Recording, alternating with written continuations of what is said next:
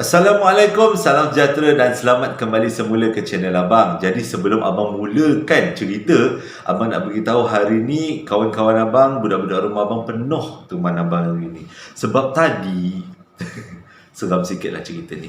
Waktu kita orang balik daripada makan, ramai-ramai lah balik daripada makan. Tiba-tiba bila kita orang buka je pintu masuk rumah, ada macam benda melintas. Dan benda melintas tu depan muka kita orang semua. Jadi dah masing-masing huru-hara. Dan pula abang terpaksa juga buat rakaman sebab dah tak ada lagi video nak tayang kan. Nanti kan cerita orang bagi kan, dia tak nak kena ceritakan juga. Jadi terpaksalah abang minta pertolongan daripada semua budak rumah abang. Jadi hari ni diorang temankan abang. Jadi kalau ada bunyi bising-bising tu abang minta maaf sebab masing-masing tengah keseraman. Lepas tu abang ni pula mula cerita seram. Okey, ada satu benda yang abang nak cakap. Benda yang paling berharga sebagai seorang YouTuber adalah berjumpa dengan semua orang yang pernah menonton video dia. Itu adalah satu pengalaman yang luar biasa. Best gila. Tak tahu nak cakap macam mana. Bolehlah korang jadi YouTube. Jadi YouTube. Semua yang menonton ni jadi YouTuber. Nanti boleh rasa apa yang abang rasa. Dia punya rasa kepuasan tu adalah sangat puas, sangat seronok bila berjumpa dengan orang yang pernah menonton video kita di luar. Itu je lah yang abang nak cakap, kegembiraan abang sebagai seorang pencerita di YouTube. Jadi hari ni abang nak sampaikan 3 cerita. Dan ketiga-tiga cerita ni belum lagi pernah abang dengar dekat tempat lain. Mungkin ada akan-akan, tapi menarik untuk dikongsi. Jadi tanpa membuang masa, terima kasih sudi dengarkan cerita abang kali ni. Jadi tanpa membuang masa, jom dengarkan cerita yang pertama. Cerita yang pertama ni berlaku dekat Gunung Muntahak dekat Kota Tinggi Johor pada tahun 2019. Diceritakan kepada abang oleh seorang budak lelaki namanya Syafiq, tapi abang tukar nama Syafiq, abang gunakan nama Iman. Nama yang dicadangkan oleh penonton-penonton abang sendiri. Cerita dia macam ni. Mengikut kata Iman, diorang ni ada satu grup kawan-kawan sekolah, kawan-kawan baik yang terdiri daripada 8 perempuan dan 6 lelaki. Jadi setiap tahun kalau diorang berjumpa, diorang mesti buat reunion. Puaslah buat reunion dekat McDonald, Ayam Emas, kedai ayam percik. Tapi kali ini pada tahun 2019 diorang nak buat lain sikit. Apa kata, dia yang cadang kan. Apa kata reunion kali ni kita buat dekat Gunung Muntahak. Kalau mengikut kata Iman, Gunung Muntahak tu tak adalah macam gunung sangat. Dia tak adalah macam gunung ledang kena panjat lebih kurang 3-4 jam untuk sampai ke puncak. Tak adalah. Dia kata dia macam satu bukit yang agak tinggi yang dipenuhi dengan flora dan fauna. Maksudnya dipenuhi dengan hutan-hutan. Jadi ramailah orang kalau hujung minggu akan naik ke Gunung Muntahak untuk buat camping-camping. Tapi untuk naik ke gunung tu mesti dapatkan permit ataupun kebenaran daripada pihak perhutanan di kawasan Kota Tinggi Johor. Okay. Jadi bila dengar buat reunion, camping-camping, bakar-bakar, malam tu makan sama-sama, tidur dalam kemah, satu benda yang lain. Sebelum ni tak pernah diorang buat reunion macam tu. Jadi Iman kata waktu tu, Iman ni lelaki kan. Jadi Iman kata waktu tu dia memang seronok sangat. Jadi dia betul-betul berusaha ke arah tu. Kumpulkan barang-barang, semua persediaan kemah-kemah untuk naik ke atas puncak Gunung Muntahak. Jadi seperti hari yang dijanjikan, diorang dah siap packing semua dan diorang pun bergeraklah naik ke atas Gunung Muntahak, dekat puncak untuk berkemah. Tapi dalam nak naik tu diorang dapat berita 2 orang kawan diorang, iaitu dua-duanya lelaki, tak dapat nak sertai pada waktu tu. Diorang akan datang tapi lambat sikit sebab dua-dua ni dia ada bisnes dekat pasar malam. Ada buka open table dekat pasar malam buat jualan-jualan. Jadi pada hari diorang nak naik Gunung Muntahak tu adalah hari pasar malam. Jadi dua orang ni pergi berjual dululah.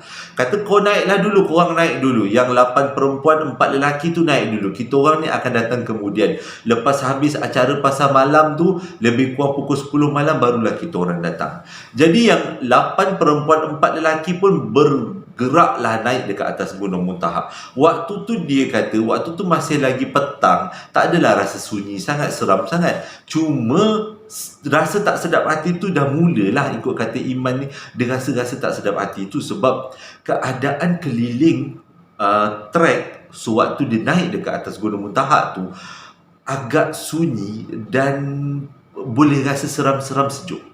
Jadi bila sampai dekat atas puncak Gunung Muntaha tu, diorang pun dirikan kemah. Lepas tu buatlah bakar ayam, bakar kambing semua. Lepas bakar makan, lepas makan diorang semayang secara berjemaah. Sebab semuanya terdiri daripada yang beragama Islam. Jadi diorang buatlah semayang berjemaah. Lepas semayang berjemaah, lebih kurang pukul 10 malam, dapatlah call daripada 2 orang kawan dia yang berjualan dekat pasar malam tadi.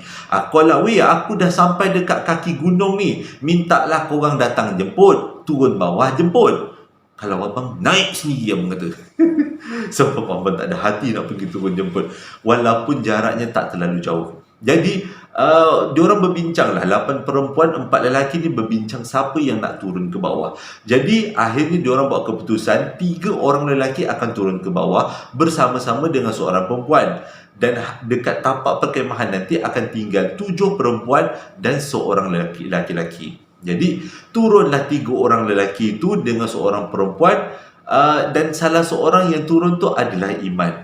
Diorang berjalan, waktu menurun itu diorang berjalan secara berderet-deret. Apa nak berderet-deret? Maksudnya yang pertama lelaki, yang kedua lelaki, yang ketiga perempuan, yang keempat lelaki. Yang keempat lelaki ni adalah Iman.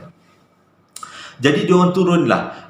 Mesti ada yang tanya, kenapa perempuan ikut? Sebenarnya budak perempuan yang ikut tu, dia nak tengok kereta dia yang ada kat bawah. Katanya kereta dia tingkapnya tak boleh naik. Kereta tu lah yang digunakan oleh 2 orang budak yang berjualan dekat pasar malam tu. Sebab itu dia kena turun sekali. Jadi waktu diorang turun tu lebih kurang pukul 10 lebih lah. Rasa Iman dapat rasa tau, dekat kanan dengan kiri dia macam ada orang yang sama-sama bergerak dengan dia. Berdasarkan kepada bunyi tapak kaki, kerprak macam tu. Jadi waktu dia berjalan tu bunyi macam tapak kaki, rasa macam kat belakang ada orang. Tapi bila toleh belakang tak ada siapa-siapa, tengok kanan dengan kiri, siap suluh lampu picit, guna lampu picit suluh kiri kanan, tak nampak apa-apa. Kalau abang memang tak suluh, abang bagi petua, jangan suluh di dalam hutan, takut nanti kita nampak benda yang tak sepatutnya. Jadi tapi Iman kata dia yakin tak ada apa-apa yang dia nampak. Jadi dia suluh-suluh tak ada apa-apa. Tapi waktu dia teruskan perjalanan, memang dia dengar ada orang yang bergerak bersama-sama dengan dia. Dan bukan dia je yang dengar, 3 orang lagi kawan dia pun dengar bunyi tapak kaki berderak-deruk, ikut sama-sama jalan dia dengan dia orang. Dan Alhamdulillah dia orang berempat sampai dekat bawah, dekat pintu masuk gunung. Jadi jumpalah dengan 2 orang budak lelaki tu, dan dia orang pun cubalah betulkan kereta yang katanya tak boleh naik tingkap tu. Tapi tak boleh nak betul. Jadi 2 orang budak lelaki yang pinjam kereta tu dan tuan punya kereta, iaitu budak perempuan, bercadang untuk pergi ke bengkel betulkan pada malam tu juga. Sebabnya kereta tak boleh tinggal sembarang. Kalau kereta tinggal dengan tingkap terbuka, takut esok pagi kereta dah disapu orang. Jadi bahaya. Jadi diorang pergilah ke bengkel. Katanya waktu tu ada lagi bengkel yang buka walaupun tengah malam. Jadi selepas kereta tu bergerak, 2 lelaki dengan seorang perempuan bergerak pergi ke bengkel. 3 orang lelaki ni termasuk Iman bercadang nak teruskan perjalanan naik ke atas puncak Gunung Muntaha. Tapi kat sinilah berlakunya percobaan, iaitu waktu diorang naik, tiba-tiba trek tempat diorang jalan tu hilang. Seolah-olah ditumbuhi dengan rumput-rumput. Memang tak nampak trek. Jadi diorang patah balik turun kat bawah. Lepas tu cuba fikirkan mana jalan yang betul. Tiga kepala ni fikirkan. Diorang naik sekali lagi, tak jumpa jalan. Patutnya kan ada trek-trek yang berjalan. Dia kata sebab Gunung Muntaha tu tak tinggi. Tapi tak jumpa untuk kali yang kedua. Turun balik ke bawah. Jadi kali ketiga, diorang sama-sama baca doa Nabi Sulaiman. Abang tak hafal doa tu. Tapi kalau mana-mana penonton abang yang bukan beragama Islam, Nabi Sulaiman tu dalam agama Islam diyakinilah, diimani sebagai salah seorang Nabi besar dalam agama Islam. Dan dia adalah raja yang memerintah jin-jin, binatang-binatang di seluruh alam. Dia seorang raja yang sangat berkuasa lah, yang sangat Allah bagikan dia kelebihan untuk memerintah makhluk-makhluk ni. Jadi kalau kita orang Islam tersesat dalam hutan, kebanyakan daripada orang Islam akan baca doa Nabi Sulaiman, minta berkat daripada Nabi Sulaiman. Jadi makhluk-makhluk alam sebelah bila dengar baca doa daripada Nabi Sulaiman, dia rasa terkejut lah, sebab mungkin makhluk-makhluk walaupun duduk Malaysia, dia orang pernah berjumpa dengan Nabi Sulaiman, sebab kebanyakan jin umurnya panjang-panjang. Jadi lepas baca doa Nabi Sulaiman, dia orang pun naik, dapat jumpa trek tu, dapat jumpa, nampak jalannya. Tadi berapa kali susah nak jumpa. Jadi perjalanan pertama tak dapat, kedua tak dapat, lepas ketiga dapat naik ke atas. Korang tahu tak, nak naik ke atas tu proses dia patutnya lebih kurang 30 minit je, tapi mengambil masa lebih kurang 2 jam untuk sampai dekat puncak. Bila sampai kat puncak, kawan-kawan pun sambutlah dan tanya kenapa lama sangat dekat bawah. Tapi dia orang ceritalah, dia orang cuba cari jalan tapi jalan tak jumpa. Jadi masing-masing bila Iman sampai jumpa dekat atas kawan-kawan dia, masing-masing dah tak ceria macam tadi, muka dah kelat semua, muka macam ketakutan. Jadi tak apalah, diorang teruskan aktiviti, bercerita, makan-makan. Jadi tak lama lepas tu, 2 orang lelaki dan seorang perempuan yang tadi pergi hantar kereta ke bengkel dah pun berjaya naik ke atas puncak. Jadi diorang beramai-ramai dan malam tu berlalu dengan lancar. Cumanya waktu nak tidur tu teringat-ingat jugalah, Iman kata bunyi orang bergerak tu kan, bunyi orang sama-sama bergerak dengan dia waktu dia menuruni Gunung Muntaha. Lepas tu dengan sesat lagi, jadi dia takutlah kalau benda tu berulang lagi. Dan diorang buat keputusan, diorang tidur dekat puncak Gunung Muntaha 1 malam je. Tak jadi nak tidur 10 malam. Cadang-cadangnya tidur 10 malam. Taklah cadang-cadangnya tidur 2 malam. Tapi benda dah jadi macam ni, tidur 1 malam je lah. Dan esok paginya lepas sarapan, diorang pun bungkus-bungkus dan turun bawah balik lah, boleh kata balik semua.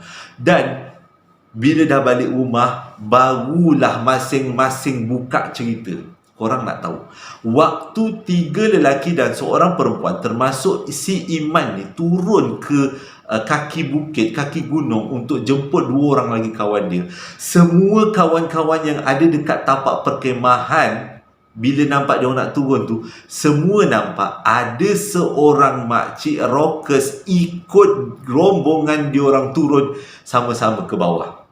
Tapi semua tak berani nak tegur, sebab kalau takut tegur, benda tu toleh belakang, serang kita pula. Lebih baik jangan tegur, biar je lah dia ikut si geng-geng yang nak turun ke bawah ni. Sebab itu bila dah habis urusan dekat bawah, dia orang naik atas, geng-geng yang dekat atas kat puncak tu tak bercakap, senyap je, sebab takut. Tadi nampak makcik rockers kan ikut dia orang semua ke bawah, jadi tak naklah makcik rockers tu muncul tengah-tengah malam waktu dia orang tengah beraktiviti. Jadi alhamdulillah tak jadi apa-apa. Kecoh cerita pada waktu tu. Semua orang kata memang nampak makcik rockers memang ngerbang rambut, dia punya baju berkirai-kirai, berkibai-kibai, ikut rombongan Iman dan 3 orang lagi kawan dia turun ke bawah. Rasanya Iman kata itulah bunyi tapak kaki dan juga seolah-olah ada orang yang mengikutinya. Jadi kalau siapa-siapa yang ada cerita tentang Gunung Muntaha, bolehlah komen-komen dekat bawah. Cerita yang kedua ni disampaikan oleh seorang budak perempuan yang namanya Jannah, tapi bukan nama sebenar, nama yang dicadangkan juga ni. Berlaku pada tahun 2011. Dia orang ni geng-geng yang belajar dekat Universiti Putra Malaysia, iaitu UPM. Tapi bukannya cerita dekat UPM. Cerita ni berlaku dekat Pantai Morib. Kisahnya pada tahun 2011 ni ada 3 perempuan dan 2 lelaki. Diorang ni kawan baik lah, Jannah and the gang. Dan diorang kalau ke mana-mana mesti bersama. Diorang naik satu kereta, kadang-kadang 2 kereta. Lelaki naik kereta lelaki, perempuan naik kereta perempuan. Tapi diorang memang kalau nak ke mana-mana, lepak-lepak, makan-makan, diorang akan buat sama-sama. Nak jadi cerita, kisah ni berlaku pada Sabtu malam Ahad. Diorang semua ni keluar daripada UPM, daripada asrama, tapi nak lepak-lepak dekat Nilai. Sebab apa dia kata kat Nilai tu ada banyak kedai-kedai yang havoc. Jadi orang Nilai boleh lah nanti komen-komen kat bawah. Banyak, sorry abang sedawa, banyak kedai-kedai yang best dekat Nilai. Jadi malam tu diorang lepak dekat satu kedai makan yang memang famous kat Nilai tu, dekat satu Sempang 4 katanya. Abang pun tak tahu sebab dah lama tak turun Nilai, sejak PKP saja. Jadi dia kata dia lepak kat situ start daripada pukul 9 malam menjejak pukul 11 malam. Macam-macam cerita. Itulah gengnya. 2 lelaki, 3 perempuan. Nak cakap 3 jantan ni. 2 lelaki, 3 perempuan. Jadi lepak-lepak dia orang borak 9 malam sampai 11 malam, macam-macam cerita lah keluarkan. Jadi bila dah banyak sangat cerita borak-borak ni, dah muncul lah pula cerita apa kata kita lepak kat tempat lain. Jadi adalah daripada Jannah tu, kawan-kawan Jannah tu ada yang cadangkan apa kata malam ni kita pergi ke Pantai Morib, lepak-lepak dekat Pantai Morib. Sebab Pantai Morib pada waktu Sabtu malam Ahad katanya banyak anak-anak muda yang berpacaran dekat kawasan Pantai Morib. Tapi diorang semua sedia maklum Pantai Morib adalah antara tempat yang banyak kali orang cerita pantai tu misteri. Kenapa pantai tu misteri? Abang pun tak tahu. Tapi katanya memang banyak cerita misteri dekat situ. Jadi diorang kata tak apalah kita pergi dekat Pantai Morib, moga-moga kat sana ramai orang. Lepas tu bolehlah ambil-ambil gambar, lepak-lepak. Kalau ada kedai yang buka, kita boleh lepak-lepak kat kedai. Jadi diorang pun bergerak daripada Nilai 11 malam sampai dekat Pantai Morib tu lebih kurang pukul 1. Tapi bila sampai kat sana, kata Jannah, sebiji manusia pun tak ada. Semuanya tak ada pada malam tu. Patutnya malam minggu kan anak-anak muda banyak yang berdating-dating kat kawasan tepi pantai kan. Tapi dia kata malam tu sebiji manusia pun tak ada. Memang tak ada, sunyi. Dan kebanyakan kedai-kedai dekat Pantai Morib tu semua dah tutup.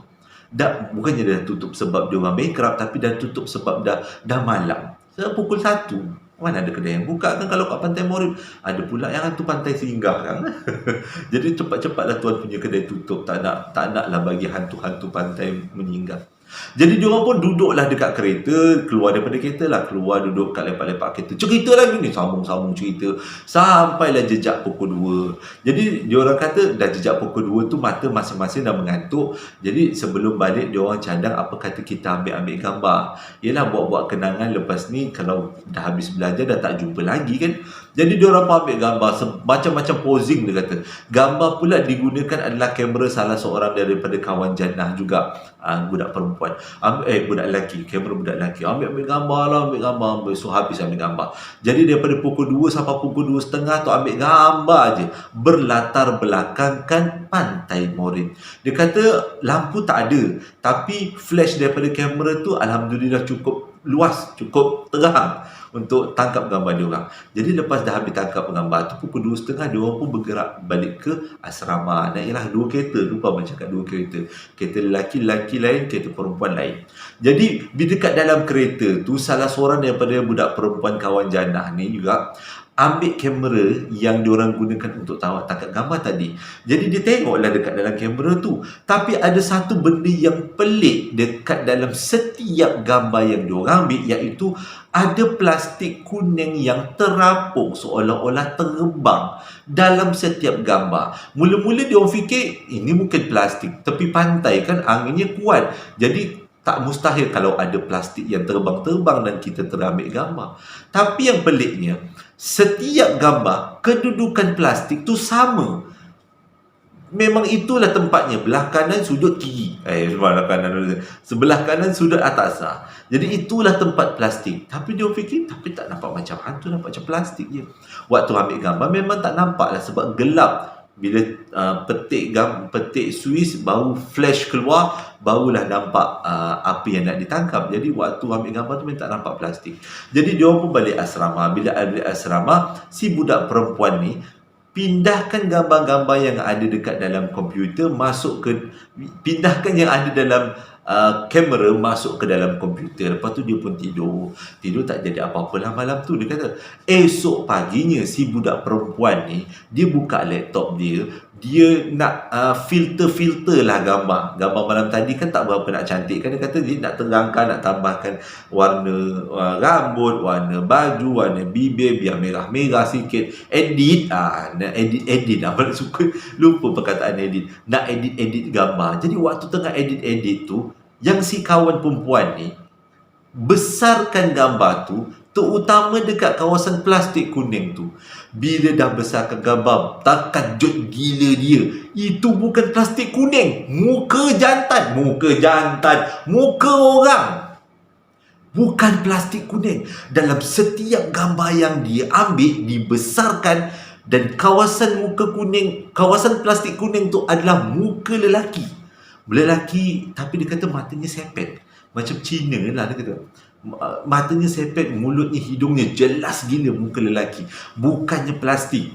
Jadi dia dah menggigil ni, dah ketakutan, cepat-cepat dia dial kawan-kawan dia, weh cepat, emergency. Dan diorang pun berkumpul dekat lobi asrama dan masing-masing tengok, rupanya bukan plastik, muka lelaki. Yang muka tu muka lelaki sepet, ada hidung, ada mata, ada mulut, ada telinga, tapi muka je lah. Badan tak ada, tangan, kaki semua tak ada. Jadi diorang anggap itu mungkin makhluk yang ada dekat pantai tu. Dan siapa-siapa yang tahu cerita ni bolehlah komen-komen kat bawah yang mana korang tahu tentang gambar ni. Budak-budak UPM pada tahun 2011, kenangan di Pantai Morin. Cerita yang ketiga ni disampaikan oleh seorang kawan kita namanya Suresh. Bukanlah kita punya penonton lah, salah seorang penonton namanya Suresh, berlaku pada tahun 2009. Pada waktu tu umur dia 19 tahun. Dan waktu tu baru habis sekolah. Kalau 19 lebih kurang form 6 lah kan, dia dah baru habis form 6. Jadi dia mencari-cari kerja lah kan, banyak kerja dia cari. Tapi kebanyakan kerja tak berkenan dekat hati dia. Sampailah dia jumpa satu kerja, iaitu menjadi security di sebuah hospital. Tapi abang tak boleh nak beritahu hospital mana. Abang boleh cakap hospital ni lokasinya di Johor dan sangat terkenal. Jadi ceritanya macam ni. Pada tahun 2009 ni, bila Suresh dapat kerja sebagai security dekat hospital tu, dia rasa seronok. Sebabnya dia kata security kerja tidaklah terlalu berat macam kerja-kerja lain kan. Jadi hanya perlu ada kekuatan dalaman untuk buat rondaan, terutama pada waktu malam. Kita semua tahu hospital memang antara tempat yang agak keras. Bukanlah sebab dia banyak orang memuji kat situ, tak. Mungkin sebab kat situlah sakit, kat situlah orang meninggal banyak kan. Jadi tempat-tempat yang banyak orang sakit dan orang meninggal ni mungkinlah menjadi tarikan makhluk alam sebelah. Abang pun tak tahu. Jadi dia kata, Suresh kata, disebabkan yang kerja pada waktu tu kebanyakannya adalah pakcik dengan makcik.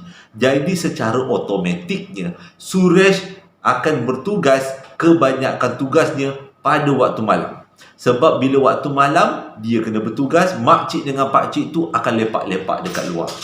Sorry, bukan lepak-lepak kat luar, lepak-lepak dekat rumah, abang nak cakap. Jadi okeylah, Suresh kata tak ada masalah. Dia kerja budak muda pada waktu tu. Dia kata baru masuk 19. Apalah sangat meronda-ronda waktu malam. Memanglah hospital tu tempat yang seram.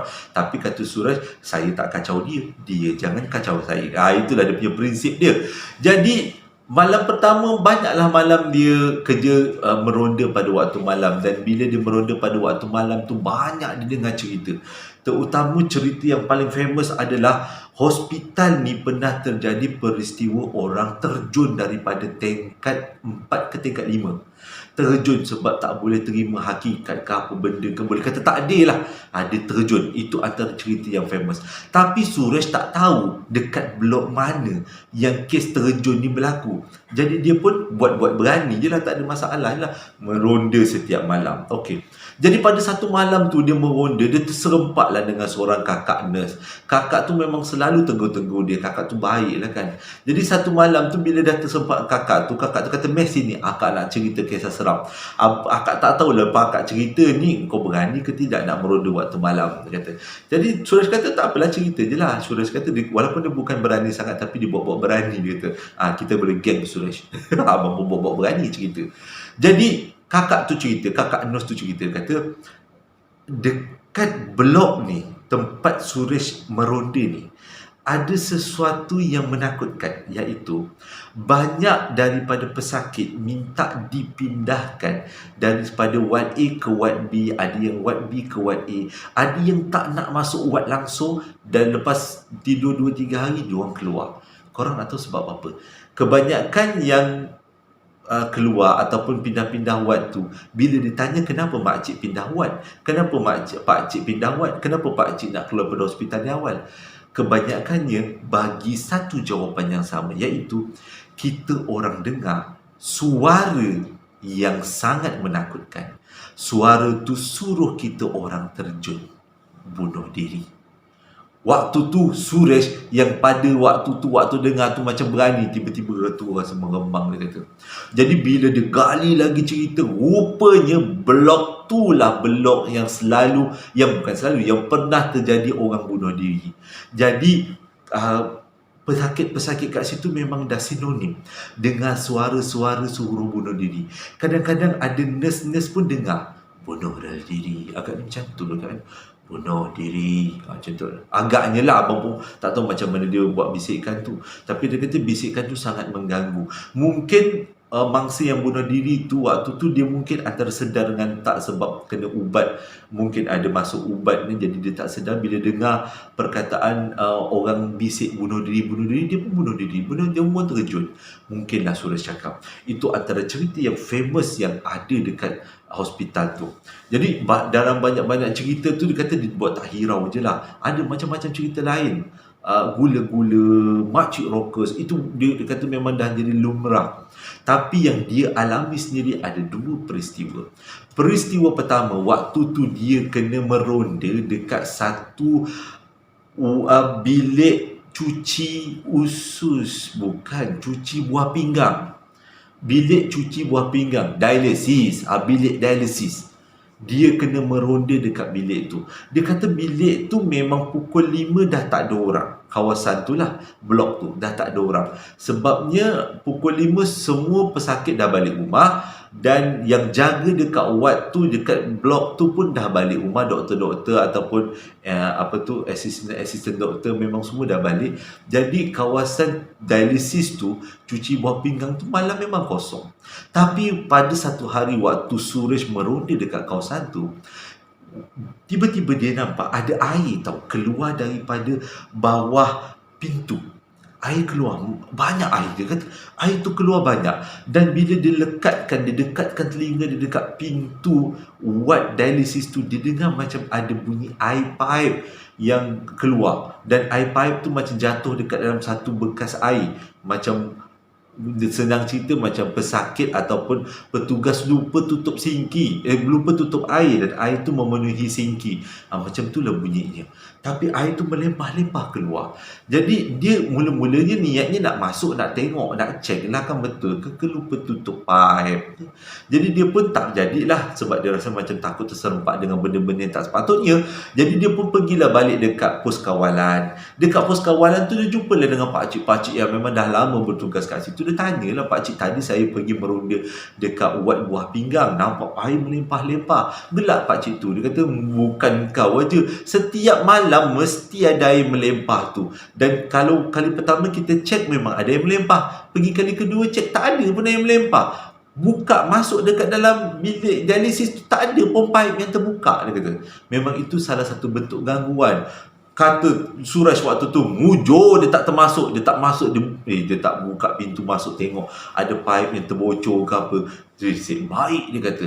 Tapi nasib baik Suresh tu tak berhenti takat tu je. Ada satu lagi cerita nasib baik. Pada waktu ni Suresh kata dekat dalam hospital tu ada satu kawasan checkpoint. Ada satu checkpoint 1, checkpoint 2, checkpoint 3, checkpoint 4, checkpoint 5. Ada satu checkpoint dia macam terletak di belakang blok baru, dan kawasan tu betul-betul gelap. yang ada cahaya pun sikit je lah. Ada cahaya tapi tak berapa terang sangat. Jadi Suresh kata dia paling tak suka nak ronda kat kawasan tu. Bila dia ronda je kat kawasan tu, mesti dia meremang je bulu tengkuk dia. Memang dia rasa macam seolah-olah diperhatikan. Tapi malam tu dia kena juga meronda dekat kawasan tu. Selalunya dia akan suruh pakcik lain, tapi pakcik tu pula tak datang, dia yang kena meronda. Jadi malam tu dia kata dia buat-buat berani, pakai lampu picit, terus dia meronda dekat kawasan tu. Katanya pukul 3 pagi waktu tu. Jadi bila melalui kawasan tu, dia kata awal-awal dia dah rasa seram tak. Dia rasa macam seolah-olah diperhatikan. Tapi dia cepatkan langkah sampai dekat hujung kawasan tu, dia akan clock in. Dia panggil clock in, maksudnya check, lepas tu tekan jam.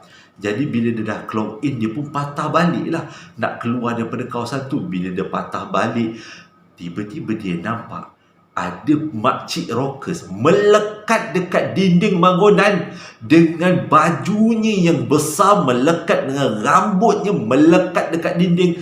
Lepas tu duduk pandang ke Suresh. Bila Suresh ternampak, yang lebih teruk lagi, Suresh cakap benda tu dia merangkak perlahan-lahan menuruni bangunan, menuruni dinding tu nak ke arah Suresh. Suresh dia kata waktu tu dia terlalu takut sampaikan dia tundukkan kepala dia ke bawah dan dia capai walkie-talkie. Dia terus Roger, "Kak Jamilah datang sini, orang ada emergency."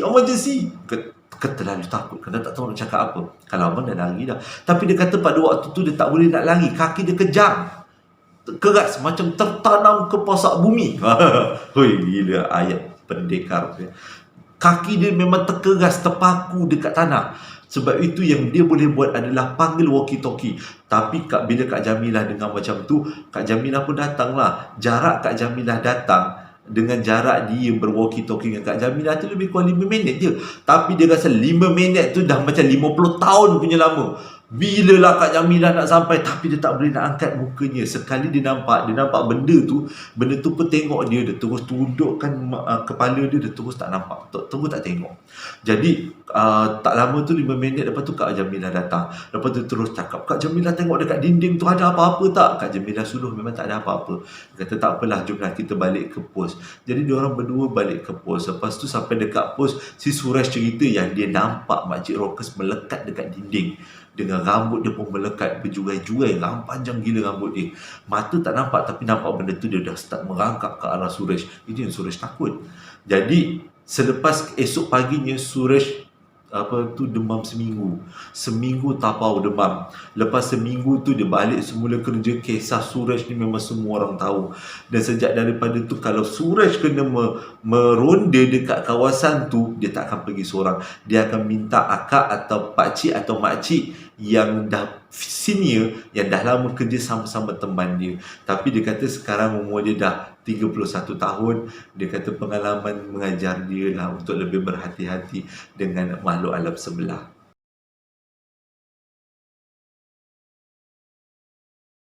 Terima kasih sangat-sangat dah menonton video abang daripada mula sampai habis. Abang harap menjadi hiburan dan iktibar untuk abang dan juga untuk semua. Yelah, kadang-kadang jadikan video abang teman waktu memandu, teman waktu memasak, teman waktu menjahit, teman waktu nak tidur. Yang orang tak tidur ni ramai. Dia kata dengar pasang kat sebelah abang berceloteh, berborak-borak, automatik dia orang semua tertidur. Dan abang rasa seronok gila, bersyukur sangat-sangat. Sebab ada di kalangan penonton abang dan memang ada penyakit yang tak boleh tidur, insomnia. Abang tak tahu nak sebut apa. Yang tak boleh tidur tu, yang terpaksa makan pil. Tapi lepas dengar cerita abang, dia dah tak makan pil lagi. Alhamdulillah, dia boleh terus tidur. Kiranya berguna juga suara abang ni kan. Terima kasih dah menonton video abang daripada mula sampai habis. Abang harap menjadilah hiburan untuk kita semua dan iktibar. Hingga berjumpa lagi dalam posting abang yang akan datang. Assalamualaikum warahmatullahi wabarakatuh. Dan selamat Hari Raya.